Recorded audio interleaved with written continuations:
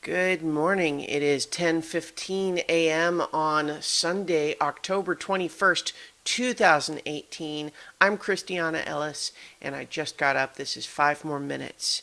So, if you didn't watch yesterday's video, let me reiterate the news that for a work project, I am going to be traveling to South Korea. And I'm going to be leaving next Sunday, a week from now, essentially. And I'll be there off and on for a period of months where the rest of the schedule is not fully set yet, but obviously this is something that is kind of exciting and a little overwhelming, and it obviously means that a lot of my existing plans for creative projects and podcasts and all of these sorts of things will need to change somewhat. I do intend to keep doing the 5 more minutes videos. I'll have to figure out how to make that work, but I've done it from travel in the past, and so it might be that it doesn't post in the morning for US. It'll be in the morning for Korea, which we'll see how that goes. Um, in any event, today, because it's Sunday, I'm continuing my rewatch of The Melancholy of Haruhi Suzumiya. But because of what I just said, I figured I had to figure out what's the way to proceed with this. Well, I've decided, since we're so close to the end of this series, there was only two episodes left of the anime and the movie. So what I've decided to do is today I'm going to cover both parts 4 and 5 of the arc entitled "The Sigh of Haruhi Suzumiya." So, if you've been watching along and you have not yet watched part 5, feel free to pause this and go and watch that episode before you finish this, because I am going to talk about up to the end of the arc. Although my guess is that those of you who are watching this have either not seen the show at all, in which case you're just here for me, so thanks, I guess. And either that or you have already seen the whole show, in which case it doesn't matter either way. But just wanted to give the heads up out there just in case anyone was still trying to avoid spoilers. So what I'm going to do is I'm going to talk about parts 4 and 5 today, which finishes up all of the episodes from seasons 1 and 2 of the anime.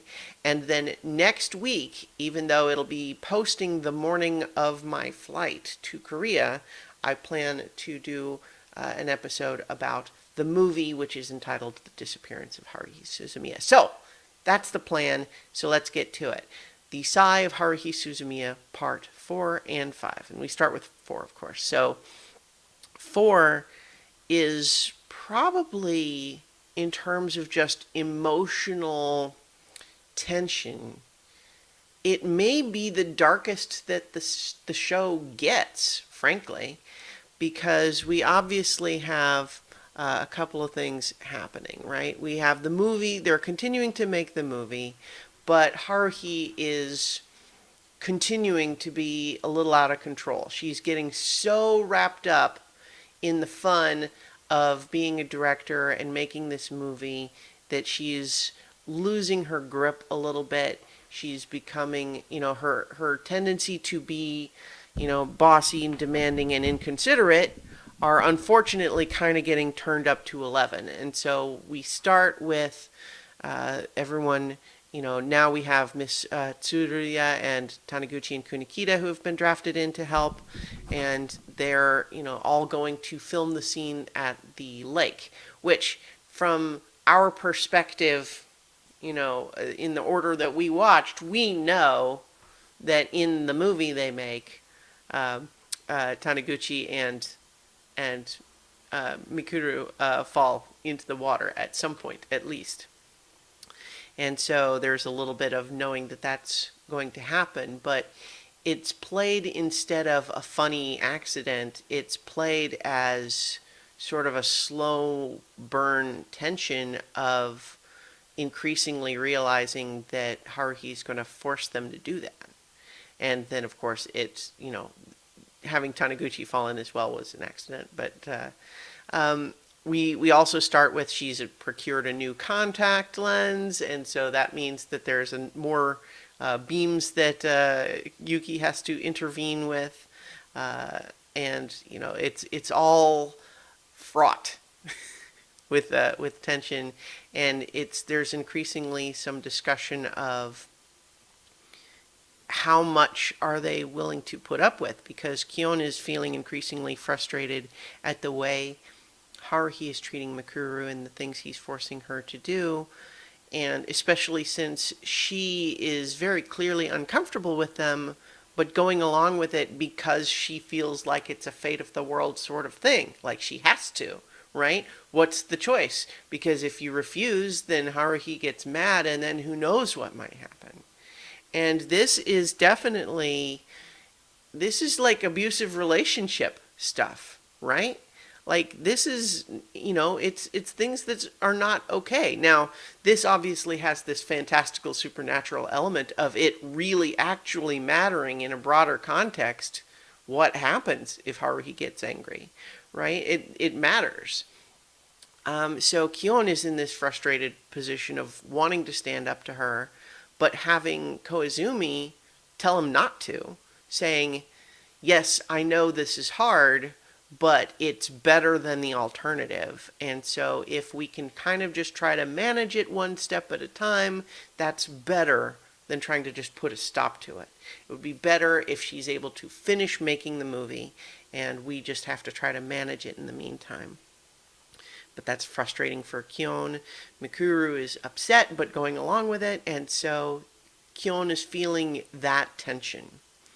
And then, of course, after the whole bit with her falling in the water, and he's mad because it's like, we brought all this stuff, but we don't have a towel for her. And we also note him not, seeming to be concerned about having a towel for his friend Taniguchi. But then, Haruhi, with barely a word of thanks, just dismisses Kunakita and Taniguchi, saying, I'm done with you now, you can go home. And that's kind of dismissive.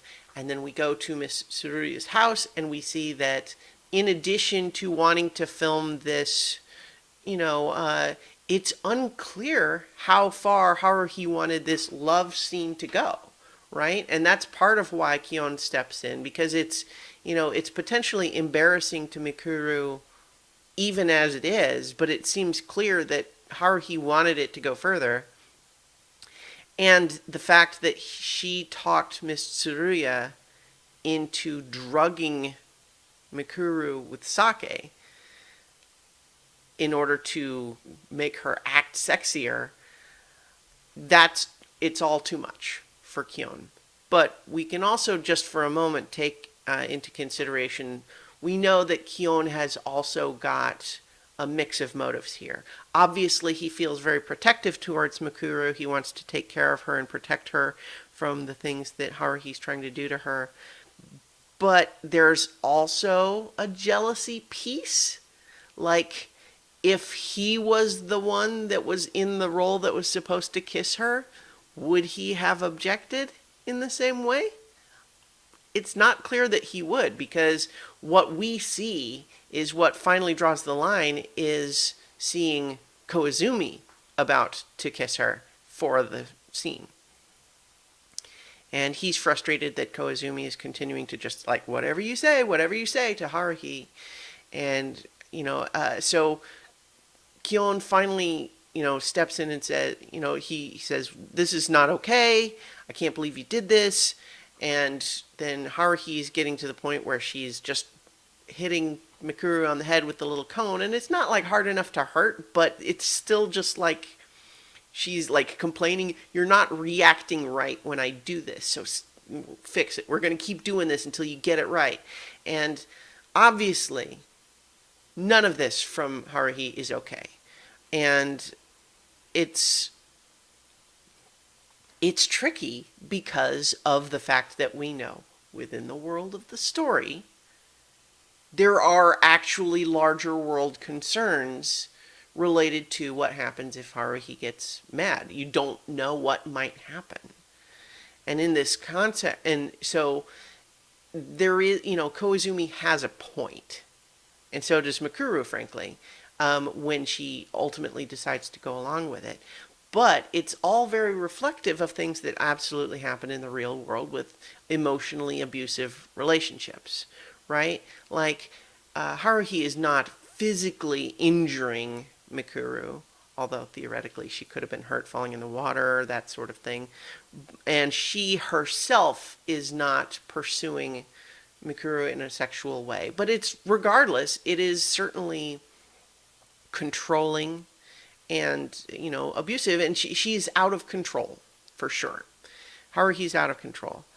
And then Kyon finally can't take it anymore.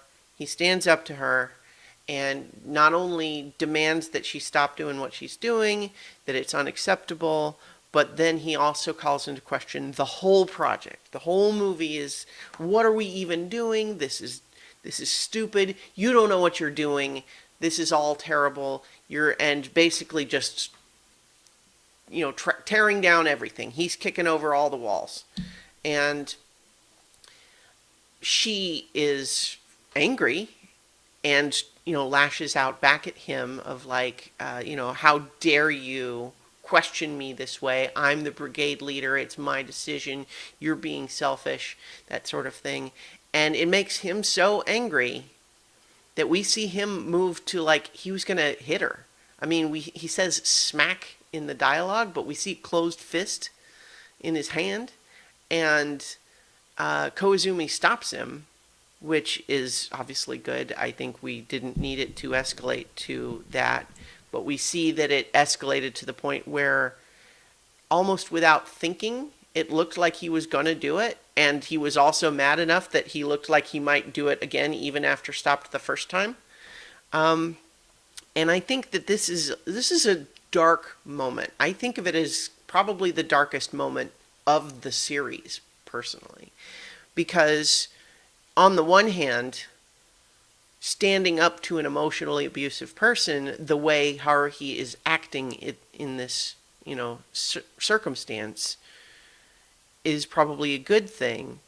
But taking it to physical violence on Kyon's part, also not okay. And so this is just an emotionally fraught moment where nobody's thinking clearly. I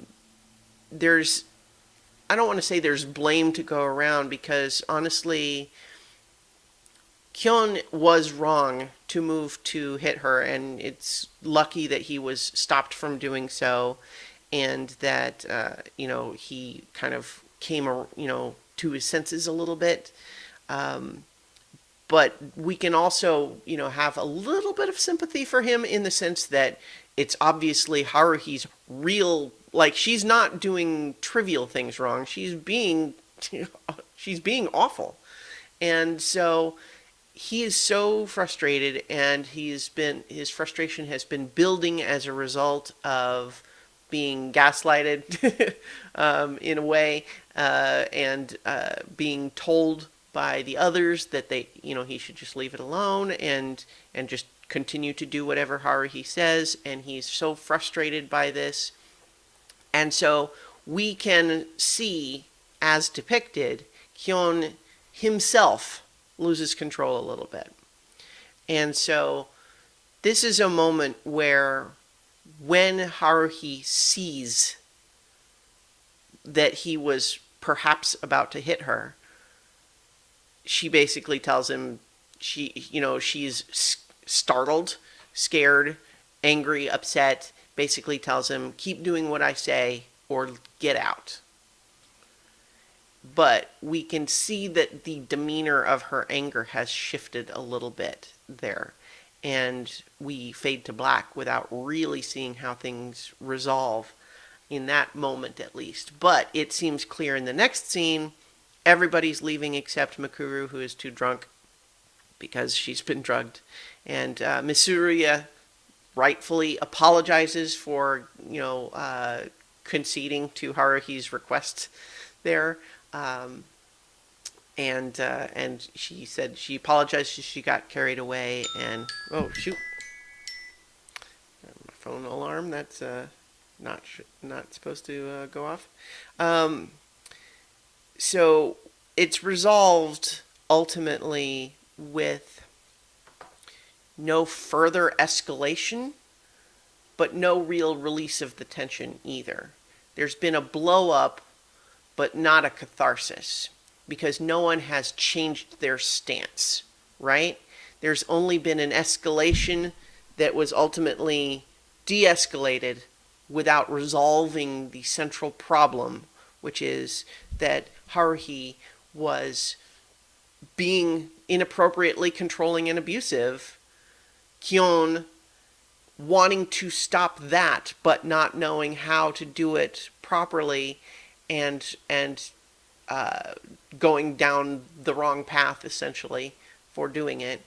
And this all results in, a lot of tension. And it's interesting to think about what happens next, because obviously he made Haruhi very angry. And so the concern from Koizumi and Mikuru previously had been, what might she do if she's so angry? In the past, what they've seen is her subconscious rage manifesting as the Shinjin, these enormous spirits within the closed spaces that are just raging and destroying things. That does not happen this time.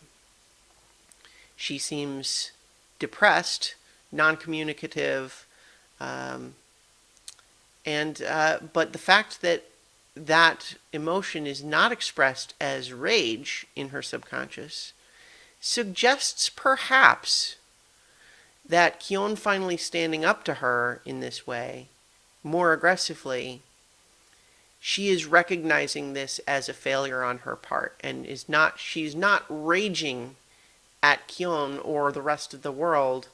She's withdrawing, perhaps because she recognizes a failing in her own part.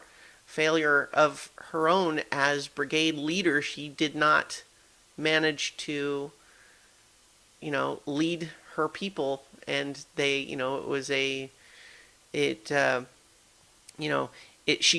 she instead of being angry at the betrayal, she is depressed by her failure as a leader.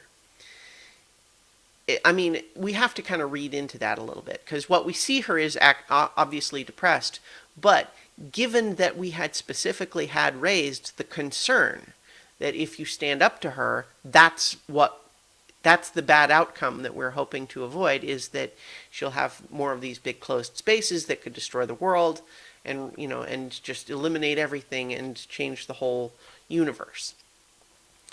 That's what we're worried about. But that does not happen. That isn't what happens. And yet, everything's still unresolved. And so we get a little bit of discussion with some of the other characters. Koizumi points out to Kyon that there were even more fantastical things happening than he had realized. During the scene at the temple, Haruhi had idly mused that wouldn't it be cool if all the pigeons were white instead of, the typical grayish color, and now they are. And so there's other things happening, and there's just ongoing discussion of how do we move forward here? What's the response? And so Kyon is still angry himself. He's not made any move to talk to her yet. And he's having lunch with Kunikita and Taniguchi. And Taniguchi is still mad about the way that they were sort of fired after one scene. He gets thrown in a lake, and now she's done with him. And he's so mad, and he essentially does the same thing that Kyon was doing, which was to express that anger by saying, everything Haruhi does is stupid, and that movie is stupid, and nobody would ever want to watch that trash. And Kyon finds himself getting very angry at that. And we have here a really nice moment of Kyon taking a step back and thinking about, why am I so angry at Taniguchi right now? Because if I think about it, he's saying the same things that I was saying. And he feels moved when Taniguchi says it to defend Haruhi of at least she's doing something. She looked at the boring class topic for the culture festival and decided to go out and do her own thing.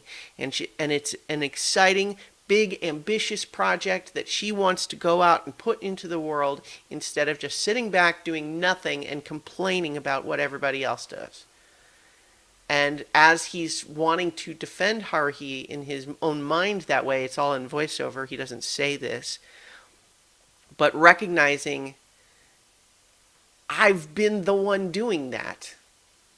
She's wanting to go out and put this thing in the world, and all I've been doing is complaining about it. You know, she tells me what to do, and sometimes I do it, but even when I do, I just complain about it. And so he decides, reluctantly, that he owes her an apology. And I think, we can all understand there's probably a mutual apology due. But Haruhi is not the point of view character, and I think she is also kind of the force of nature to be dealt with here. So Kyon does go in, and it's another important detail here in terms of Haruhi's state of mind is that when he enters the club room, catching her by surprise, we see for a moment she had her hair tied back, like she was thinking about putting it in a ponytail. And then she drops it when she sees him. And we can remember the detail that way back in the first arc, the end of it, when he got her to stop recreating the world and end the closed space, part of what it was that he said was that he told her that she looked good in a ponytail. And so we can muse on what does it mean that when she thought she was alone, she had her hair pulled back like she's going to put it in a ponytail. I think it definitely means she's thinking about Kyon, and to think about Kyon in a way that,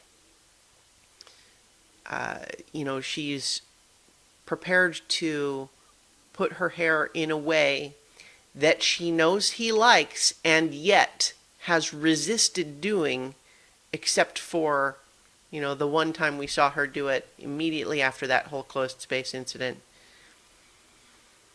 suggests that maybe she was on the verge of an apology of her own.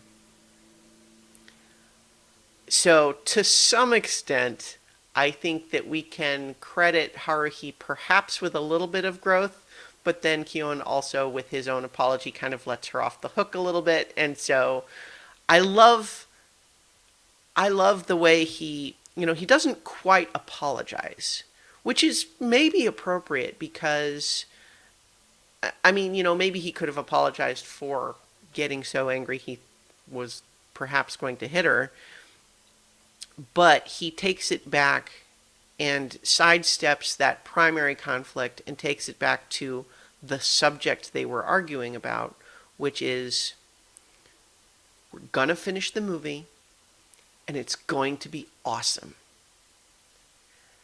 And I love that a lot because it recognizes the positive of what she was trying to do and communicates that he is willing to be an active contributor instead of a passive complainer about it. And that's great. And obviously it's what she needed to hear in terms of feeling better. And of course we can kind of laugh that we see her absorb that and then pretty quickly ramp back up into, well, yeah, of course it's going to be awesome. It's going to be great. It's going to be so good. It's going to be the best thing ever.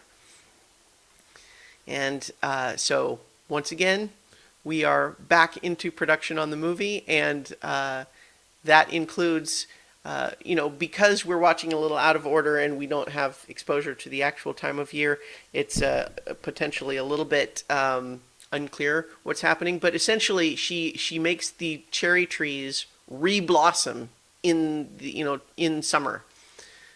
So that's that's sort of a dramatic, real world change. And so Koizumi kind of chides Kion a little bit of like, could you found another way to apologize that didn't make her keep doing this stuff? But anyway, so that's the catharsis we needed. And so I think even though ultimately Haruhi is not forced to actually express her own apology, I think we can also see her having dialed it back a little bit, and we can get clues between the lines that at the very least she did absorb some lessons from everything that happened, even if she didn't, she's not a changed person, but perhaps she's been checked a little bit. So in any event, we finish with another abrupt thing. This whole arc plays kind of like it was designed to be a movie watched back to back. So we finish with Haruhi deciding, well, we need to get a cat for the movie. And so part 5 opens with them going to get a cat. Yuki points out this vacant lot where they can find a cat. And there's not a black cat, but Haruhi kind of arbitrarily picks this one. In the dialogue, they call it a Japanese bobtail, but it seemed to have a normal tail to me, so I'm not sure if that's the actual kind of cat they animated there, but I don't know. I don't really know cat breeds, but in any event, she kind of also idly muses, wouldn't it be interesting if the cat could talk? Oh well, Kion, take it home and teach it tricks before tomorrow. And then she leaves. Leaves humming Ride of the Valkyries, too, which is great. And then, of course, the cat immediately starts talking, which I think that, those of us who remember the details of what happens in, the movie episode, know that there's a scene where the cat talks in the middle of a shot, and it's like, oh, be quiet. And so finally we get payoff for that. And it's played as just more, more of this crazy stuff that is going on. There's an interesting little philosophical discussion from the cat of it clearly speaking to them in a language that they know, either English or Japanese, depending on which version the sub or the dub. But it's speaking to them in a language they can understand and is responding to their questions. But it's saying, well, you don't really know that that's what's happening. I mean, for all you know, I'm just making random sounds that sound like sentences that you would expect, that coincidentally seem to be responses to your questions. And there's just an interesting kind of little side point made about, technically, you kind of really never know. You could be having a conversation with anyone and assume based on the words they use that you understand what they mean, but you might be wrong, that's not what they mean. They don't really make a lot else of that point, but I thought it was an interesting little tangent discussion. So we've got, we get another little montage of them working more on the movie and having more of the startling outcomes, more beams from Mikuru's eye, more surprising things happening. And in the meantime, we have Kion approached by Mikuru and Koizumi both separately, where first Mikuru, in her typical way, very much basically tells Kion, I don't think that Koizumi's explanation of what Haruhi is and what she is able to do is correct. This idea that she is a god, that she maybe created this universe and could destroy it and recreate a different one. Mikuru thinks that's not the nature of Haruhi's power, because from her perspective, she's saying, the world has always been this way, as far as the knowledge of, my, background tells us. And so she did not make it this way, but she certainly has power to affect reality around her, but not so much so that she is the creator of the universe.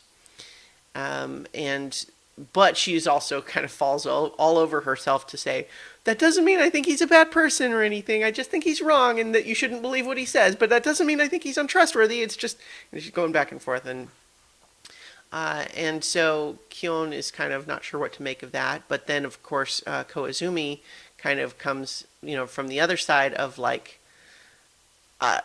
it's this is how we think we know what's true, and this is our position. But and then finally, Kyon goes and talks to Yuki, who concedes they each want to convince you of their side because their own explanation is the only thing that rationalizes their existence, and the two explanations are mutually exclusive.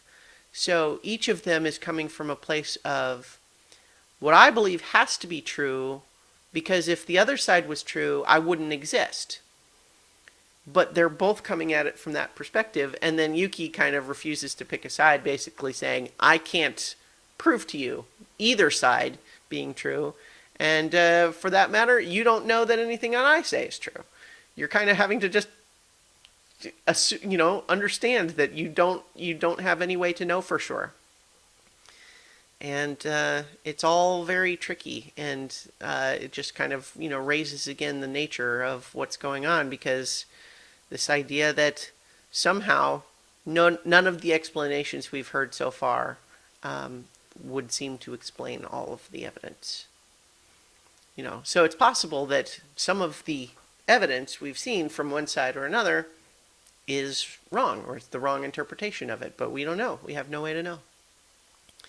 So ultimately, what we're talking about from everybody, except Haruhi, is this idea that because reality is increasingly getting crazier, the more this movie goes on, they have to, and because it's also increasingly clear that Haruhi does not actually have an end in mind, she just keeps going and going and going, they have to figure out how do we get this to all return to normal at the end. And Koizumi proposes the idea of using "it's all a dream" sort of an ending, which is interesting because that's a kind of sort of way that the end of that first arc dealt with it, where Kyon just, he'd gone to sleep, wakes up in the closed space, then when it seems to get returned, he wakes up in his bed again.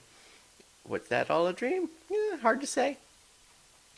But so ultimately, what we get is, I think, an extremely clever way to resolve that, which is first, true to his sort of apology promise, Kyon becomes a more active participant in the movie making, thinks of an ending that fits with the basics of the story that Haruhi has laid out, and it's silly, fantastical stuff, but of course everything that comes before has. So, but he comes up with a way to resolve the story. They film it, and then at the very end, he makes her record the disclaimer that we heard when we watched that movie that goes over the end credits of, this movie is fiction. Everything you've just seen was all fiction. It was imaginary. It didn't really happen. And so by forcing Haruhi to kind of close the book of the film by saying, and none of that was real, seems to reset reality, and all of the crazy things that were happening seem to go back to normal. And there's a weird kind of moment where it's kind of implied that Kyon had been seeing people in all sorts of weird clothing and stuff like that around. But I don't think we really, they didn't hit that very hard in the anime that was happening, so it feels a little bit weird for him to say, I'm not seeing those weird guys anymore, and we're like, when did you see them? I don't know. But anyway, so ultimately what we finish this arc with is kind of a happy sort of back to normal sort of ending, but where Kyon and Haruhi have come to a little bit more of an understanding of each other. First, Haruhi's recognition that she can't just do anything and expect that Kyon will always back her up. She recognizes that there are lines that she should not cross, and would seem to be a little bit more aware of that. And meanwhile, Kyon has come to a bit of a recognition in his own part that just being someone who does nothing to participate but except to complain, that perhaps being more proactive is a better way to achieve what he's actually looking for, which is to have, to temper the controlling, abusive parts of what Haruhi's behavior can sometimes entail, but perhaps also encouraging the more positive aspects, rather than just sitting back and complaining without doing anything about anything. Which is something that we've kind of seen over the course of the series, right? And so it's a bit of, a step in that right direction. But as we will see next week when we talk about the movie, The Disappearance of Haruhi Suzumiya, Kyon still has a little bit of ways to go with that particular realization. So we'll see that next week as we talk about the movie and finish this rewatch of The Melancholy of Haruhi Suzumiya. So in the meantime, I'll talk to you tomorrow for 5 more minutes.